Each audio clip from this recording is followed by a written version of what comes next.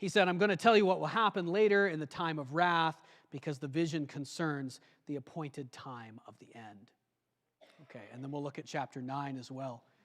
This is another place he comes back, and actually, in this case, in chapter 9, Gabriel shows up to tell Daniel the prophecy of the 70 sevens. Raise your hand if you have any idea what I'm talking about when I say the prophecy of the 70 sevens. Okay, that's good. It is, as far as like the future history of the world and what the Bible says is going to happen, it is the number one most important prophecy in the entire Bible. So Gabriel is the one who speaks this prophecy to the prophet Daniel. While I was speaking and praying, confessing my sin, notice in this case, Daniel is praying. That's going to be important later when we look at Zechariah. I was confessing my sin and the sin of my people Israel and making requests to the Lord my God for his holy hill. He's praying for Jerusalem, for Mount Zion. While I was still in prayer, Gabriel, the man I had seen in the earlier vision, came to me in swift flight about the time of the evening sacrifice. He instructed me and said to me, Daniel, I've now come to give you insight and understanding. As soon as you began to pray, a word went out, which I have come to tell you, for you are highly esteemed. Does that sound like anything? Gabriel says to Daniel, you're highly favored, Daniel. Interesting. Therefore, consider this word, and understand the vision. Okay.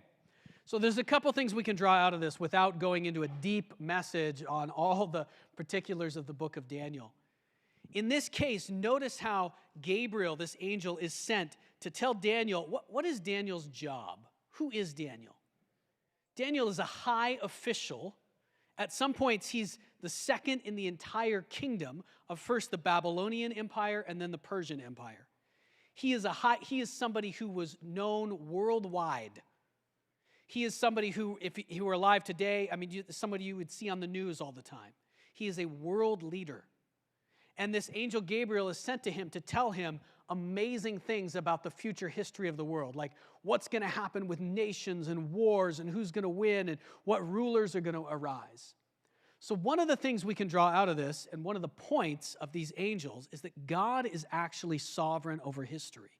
God is the one who's in control, even though it looks like Israel is chaos right now, right? Like right now, today. It looks like a chaotic, unsolvable problem. It looks like Ukraine and Russia is chaos, chaotic, unsolvable problem. But the Bible says God is sovereign over all of that chaos. That means he's the one who's really in control. God is in control and nothing else.